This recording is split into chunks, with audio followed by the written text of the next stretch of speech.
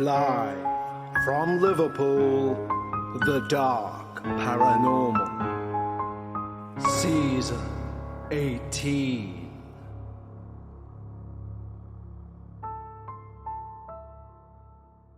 Hello everyone and welcome back to The Dark Paranormal, Episode 6, Season 18. Unbelievably, after this episode, we only have 4 more episodes to go, and then we hit our end of season break.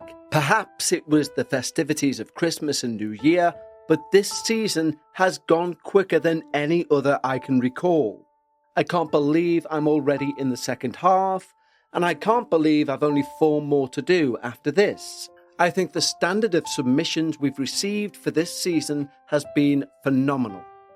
And this is in no way putting down today's experience or next week's experience, both of which I do believe are phenomenal. But the final 3 that we've saved for the end of this season, to me, are something else. And of course, season 19 is when we will begin looking at adding video to the Dark Paranormal family. We believe we will begin with Dark Bites and see how it goes from there. But I am so excited for the upcoming year for both this show and for you guys and for me to see where this show takes us. 2024 proved that your voice matters on this show. It is your show, but it is also true that our Patreons have a stronger voice. They have a direct line to me. When you sign up to our Patreon, not only do you receive everything on this main feed, both ad-free and before anyone else, but you can also receive the entire back catalogue of Dark Bites, which is closing in on 100 hours to binge through, and of course a new Dark Bites episode every week. On Dark Bites, we look at the experiences which are too short for a minisode, or maybe just a bit longer than a minisode. Ones that don't fit kind of anywhere, they're perfect for our Dark Bites. And we get a bit more of a formal time to discuss those events, those experiences, which has a new episode release each and every week of the year, which means when the Dark Paranormal takes a break, Dark Bites does not. And I've decided to add this in on the main feed so our Patreons can also hear this information too, firsthand. We will be introducing shortly video chats and Q&As about the Dark Bites episodes so we can discuss literally those episodes that have aired. And let me tell you, it is that community which is the reason I would personally join up to the Patreon. It's a team of like-minded paranormal enthusiasts who support each other irrelevant of whether they believe, disbelieve, or even personally find a story incredulous. Basically, it's a beautiful, supportive environment which is exceptionally rare within the paranormal community. There are no hierarchies, there are no cliques nor gatekeepers, and in all honesty, if I found that taking place, I would remove them from the Patreon. Because although monetarily I would lose their support, I would maintain the integrity of that group, one which the Patreons themselves have worked so hard to maintain. So if early ad-free releases are your thing, as are bonus episodes each and every week, and being part of a wonderful community, head over to patreon.com/The Dark Paranormal. But right now, it's time to lower those lights. Make yourself comfortable, and most importantly, leave your disbelief at the door. As rather serendipitously, for episode 6, we have The Sixth Scent. Hi Kevin. I started listening to the podcast about 2.5 years ago, but I've only just joined up now to Patreon, after putting it on my Christmas list. So thank you for all the plugging about the subscriptions being able to be bought as gifts, because it made it easy to point my hubby in the right direction. The reason I started listening in the first place was that I'd just lost my father to mesothelioma, and I had a lot of work to do, sorting out his hoarder's office to get stuff settled for Mum. I spent many hours sorting through endless paperwork, just trying to make sense of his dysfunctional filing system, whilst at the same time dealing with the most intense feelings of loss and grief. Your podcast helped me get through that, and subsequent family issues that have plagued me since Dad died. So I thank you for that. It's been weirdly therapeutic, I guess. I have a few stories to tell, but I'm not sure I'll get them all in this one email. I'll probably need to send a few over time. But in the past couple of years, I, along with my children, have all been diagnosed with ADHD. So there may be something to the theory that the neurodiverse are more susceptible to the paranormal. I like that idea, as I always felt that I was on a different wavelength to the majority of people. Anywho, on with my experience. I was born in 1980 in a place called Gravesend, Kent, in the southeast of England, to an English father and an Anglo-Indian mother. Mum grew up in southern India before moving to the UK in the 60s. When I was a little girl, I would beg her to tell me stories about India, and she would fill my head with the exotic wonders and mysteries of the place. She would tell me wild ghost stories, tales of murder, human sacrifice, possessions and brutal exorcisms. Ones where the victim's hair would be knotted up and nailed to an old tree. The person would then be beaten until the spirit leapt out of them and up the tree. The person's hair would then be cut off, leaving the spirit trapped in the tree. All of this was followed by a very stark warning from my mum. Don't walk under old trees in India at night, or a spirit will come down on your head. This apparently was a commonly held belief. Basically, people with any mental health condition were treated as possessed, and therefore beaten to a pulp to get the spirit out. Pretty awful stuff. All of my mum's stories fascinated me and fueled a passionate interest for me in stories of the supernatural. I would collect ghost books, UFO books. I'd borrow them from the library. My dad had a collection of file books called Man, Myth and Magic, a series, which I used to love to look at, because it had all these creepy pictures and terrifying articles about modern witchcraft, voodoo, satanic ritual, and malevolent spirits. At school, I'd say I was regarded as a lovable weirdo. Every lunchtime, I would say, "Okay, girls, what do you want to talk about today? Guys or ghosts?" And about 75% of the time, the girls wanted to talk about ghosts. Through my own wild imagination, I created a folie à deux situation where I managed to convince all of the girls that we could see a ghost in the girls' toilet. But it was all bullshit. I friggin' loved the shared fear and drama. We all did, because it formed our lunchtime entertainment. But the truth was, I didn't actually believe I had any psychic ability. But I really wanted to see a ghost. Desperately. Because I wanted to have proof of life after death. I needed to know the answers to all my questions about the universe. All the stuff that my Catholic upbringing did not support. But I found it frustrating there was knowledge out there that I couldn't tap into myself until I died. I was both fascinated and terrified of ghosts. I wanted to see them, because, stupidly, I thought that in order to have a ghostly encounter, you had to see them. I now know that's not the case. But disappointingly for the first part of my life, nothing of a supernatural kind ever happened.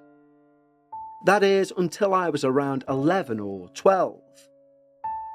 My first encounter took place at the Victoria Centre in Gravesend, a big old Victorian building that sort of loomed over the end of the busy road near the town's train station. The building was used for teaching adult education classes, and there was a large statue of, you guessed it, Queen Victoria out front. I don't know what the building was used for prior to this though. Maybe one of your listeners may know. My mum was a stay-at-home mum, but she did teach Indian cuisine night classes for adults once a week. And her classes were very popular, especially with all of my school teachers. And at the end of her teaching year, she'd have a Christmas party where all her past students would cook a dish, and we'd all have a feast. Mum's famous curry party was a hot ticket, but I never got to go because my dad would be my mum's guest on those occasions, and he loved my mum's cooking and would guard it jealously. My mum would explain to me that I would just find it boring. It was just adults who attended. But I was always super annoyed with Dad that he got to go and stuff his face, while we kids had to stay home with Nan.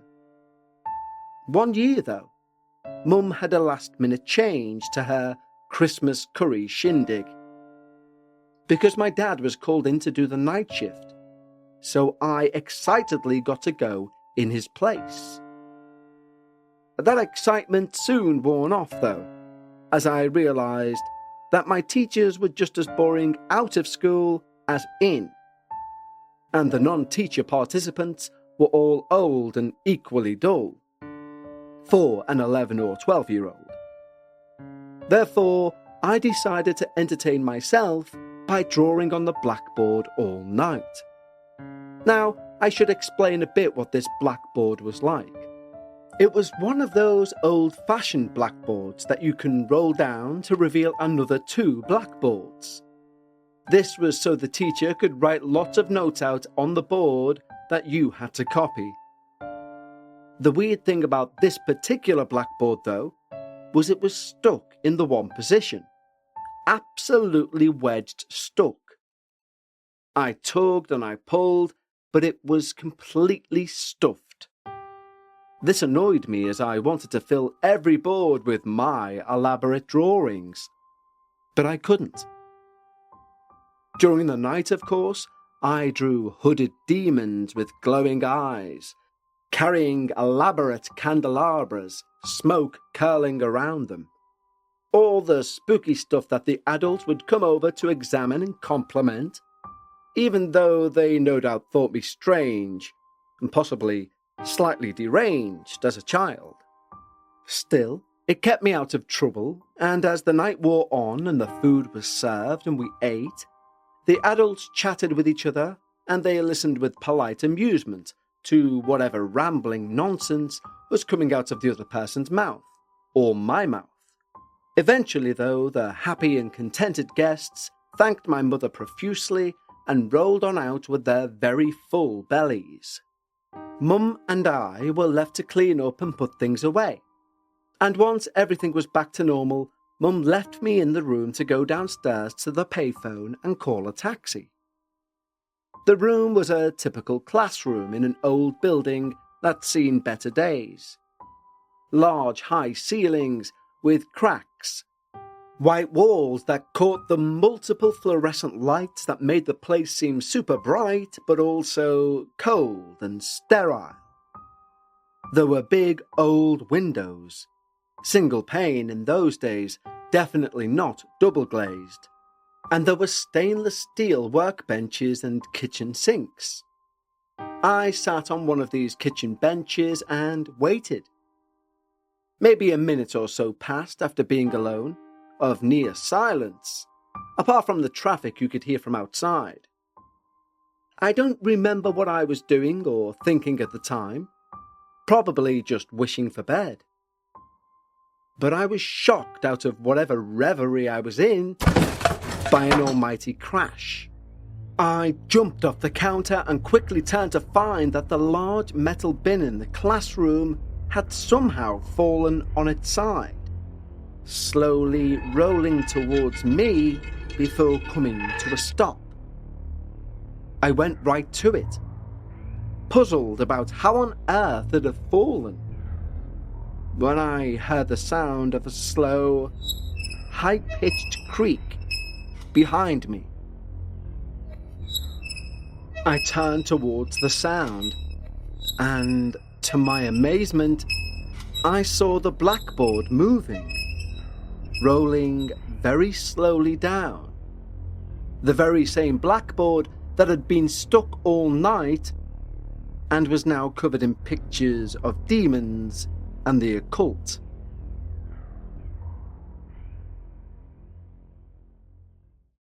Let's take a quick break in proceedings to talk to you about somebody I've mentioned to you many times before, and that's acorns. A new year, of course, brings new resolutions. Now, if my body could take itself to the gym, I would be sorted, but it can't do that. However, in regards to your financial situation, Acorns allows you to do that. Not take you to the gym, of course. But if in 2025, giving your money the best chance to grow is one of your resolutions, then choosing Acorns as an investment app is one of the smartest moves you'll make, in my opinion. Acorns will do the taking you to the gym, so to speak. You can set up an automatic withdrawal from your account to your Acorns account. You don't need to be an expert. Acorns will recommend a diversified portfolio that fits you and your money goals. And you don't need to be rich. Acorns allows you to invest with the spare money you have right now. You can start with $5 or even just your spare change. We are so proud to be once again sponsored by Acorns for this episode, because Acorns make it so easy to start automatically saving and investing so your money has a chance to grow for you, your kids, and your retirement.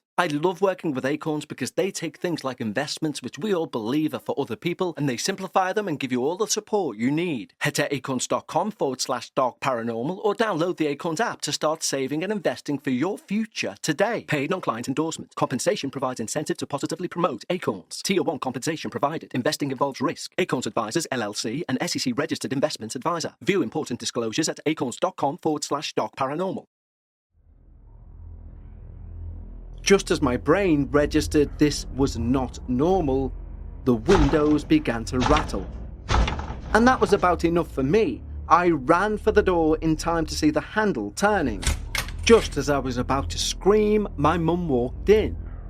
But I just bolted right past her into the hallway, yelling, "It's haunted, Mum! That room is haunted! I am not going back in there!" Mum just looked at me and told me to stop fibbing. I swore to her that I was telling the truth, but she wouldn't believe me and accused me of imagining it. By the following year, I insisted on attending the party again. Dad also came along, and once again the food was great, but it wasn't the reason I wanted to go. I wanted to prove my family that the room was really haunted. I wanted to experiment by recreating the events of the previous year to see if it would happen again. So, once again, I drew morbid and grotesque demons on the blackboard, which was firmly wedged stuck and immovable once again. But despite my high hopes, absolutely nothing happened. This time, Mum didn't need to go downstairs to call a taxi, because my dad was there and could drive us home. So there was no need for me to be left alone in the room. But I did tell my parents to step outside for a few moments so I could test to see if something happened. And it didn't. I look back on my experience and I can rationalize the rattling windows. The building's on a busy road in town, and it is possible that buses or something moving past cause those old thin windows to rattle. I've even rationalised that perhaps after trying to move the blackboard all night, the rollers had somehow become unstuck, even though they were once again wedged the following year. I can't rationalize the bin falling and rolling by itself. I cannot see how an upright, heavy metal bin could end up rolling around on the floor without being pushed. Like, how? The windows weren't open, there were no drafts, and there was no one else there.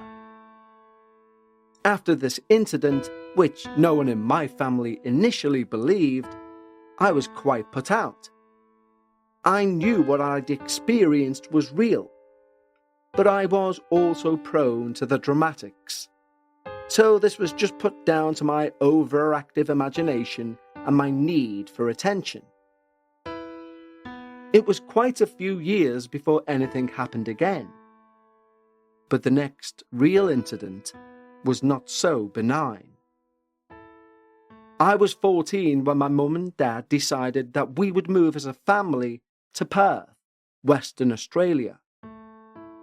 I did not want to leave the UK and all my friends and cousins. I did not want to leave the beautiful countryside, the ancient buildings and rich history. I was therefore a pretty pissy teenager, and I gave my dad hell. We fought a lot, and as a refuge, I found myself dabbling more and more with the occult as I grew up. I was a good Catholic girl when I was in England, but in Australia, I didn't attend Catholic school anymore. There weren't that many religious people there. Much to my mother's displeasure, I stopped going to church and I let religion lapse. I was reading books about witchcraft, paganism, playing with tarot cards, etc. It became my favourite pastime. Soon, I had a casual job at a local supermarket. And once I graduated high school and went to university, I kept my job to pay for my uni books and to pay for the frivolity of youth. I would work the Thursday late night shift and finish up around 10 p.m. On this particular night, I needed to stop for petrol. I had a little 3-door Getz hatchback that I'd bought. The ones where you had to collapse the front seats to get into the back seats. That detail will be important later. So I fueled up and I went inside to pay. I returned to my car, put my seatbelt on and started her up. As I began pulling out, I was suddenly aware I was not alone in my car. I could smell him. A revolting BO. An onion sweat smell that definitely wasn't coming from me. I was aware that he was sitting behind me. I could see all this clearly in my mind's eye. A heavy Mediterranean-looking man. A big lumpy alcoholic's nose. He had rope, duct tape and a knife. My gut told me not to react, to not look in the rearview mirror and just drive normally. It was a 5-minute drive to my house, so I figured I'd get there and then leap out, run to the door, get to the house and call the police. Well, that was one long 5 minutes. The presence behind me felt so overwhelming, so real. I could visualize this evil, murderous intent directed towards my back. I actually don't know how to describe how I could feel this sensation. It was just this awful, terrifying vibe. It was enough to induce a fight or flight response in my body. My fear response was real. My adrenaline was pumping. But I had to fight to keep my breath even and not give this guy any hint I knew he was there. I just kept thinking that as soon as I pull up, he would slip that rope around my neck, so I needed to act quick. As soon as I pulled into the driveway, I flung open my doors, pulled the keys from the ignition and bolted for the house. I managed to unlock the front door, all whilst yelling for my brother, who came running to see what was going on. I screamed at him, "There's someone in the car!" And together we stared back at my vehicle. The car door still wide open, the light illuminating the interior. But we couldn't see anyone. We slowly crept over to the car, peered inside. Nothing. No man, no bag of weapons left behind hastily, and no terrible smell. My little Getz was not the type of car that you would be able to get out of hastily. You'd need to flip the chair forward, then awkwardly clamber out. My brother checked the car over for me again, and to be honest, I've no idea what he thought. But he could see I was terrified. I don't know if he believed me though. I, however, believed then and there I had encountered something I could not explain. Something I could not rationalize. I believed it to be paranormal, and I told my whole family about it. Of course, they all thought me mad, but what was new, they always did. But I knew what happened, how I felt, how real it felt. To the point where I actually believed there was a real person in that car with me. How do you explain that away? I've since listened to a recent episode of Dark Bites, where one of your listeners talks about clarification, and I wonder if I might have this ability. This was not the first time I had smelt a spirit. The first time I was sat in my geography class, and the smell of my grandmother's perfume wafted in through the window a day or two after she died. But at least that was a pleasant smell, not like B.O. Psycho Ghost. I also believe that my mum's younger sister also may have some abilities, and she may even share this smelling ability, though I don't know enough to speculate further than that. Kevin, I have so many stories to tell, but I'm aware I've waffled on long enough. I will say that the stories in this email are tame by comparison to my later stories, but I've now set the scene, and I will send you more in due course. Hug your cat often, it helps with grief. Take care of yourself, Nat. Well, thank you so much, Nat, for such an interesting and descriptive experience. And of course, as ever, as many people do, you sign off by saying you have even more terrifying experiences to write down. And I beg of you to do so on behalf of both myself and our entire listener base. You do ask about the history of that building, and the Queen Victoria School for Learning was opened in 1893 by Jack McManus, the youngest daughter of Queen Victoria. Originally called Gravesend County Day School, it was devoted to science and art, although the school itself moved location in 1938. At that point, the building became a technical training school and eventually morphed into an adult education centre. Interestingly, it was struck by lightning in 1981, suffering minimal damage, but it was a curious strike, given at that point much taller buildings and much more suitable candidates to receive that typical strike, though I'm sure that's just coincidence. Also mentioned there is clarifaction. I'm sure you'll be aware with other clairs such as clairvoyance, clairaudience, clairsentience. Clarifaction is the ability to sense something supernatural via smell. Ironically, it's often one of the features of many of the stories and experiences that we've covered. Somebody, for example, smelling cigarette smoke in an area where nobody's been smoking.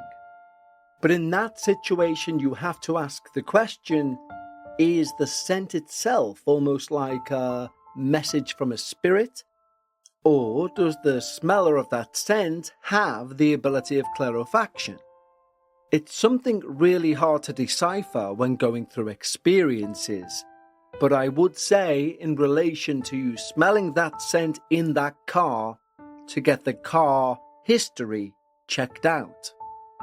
I.e., who owned it before you, and God forbid, but did anything tragic happen in that gets? But thank you so much for giving us our first episode of the second half of Season 18 of The Dark Paranormal. And of course, I want to say thank you as well to everyone who's become a team member over at Patreon. Yes, by joining our Patreon at patreon.com/The Dark Paranormal, not only do you receive all of the perks mentioned at the beginning, but we also read out a thank you at the end of the show to say thank you for choosing to support something you love. Thank you for your community. Thank you for supporting an independent podcaster as opposed to a multimedia conglomerate. And the wonderful new team members to our Patreon society are as follows: James Rhodes, Karen, Susie Still, Quinn Pallone, Jennifer, Sue, Brian Little, Sandra D, Tabitha Hoffmeyer, Lauren McPherson, Tony Allen, Spencer Hopwood, Max, Xavier Serlau, Steve Sant, Morgan Collins, E, Melinda Dunn, Peter Smart, Andrew, John Taint, Rosemary Heather, Father of All, and Samantha T. A huge, massive welcome and thank you for supporting this show. You literally are allowing the show to continue to move forward.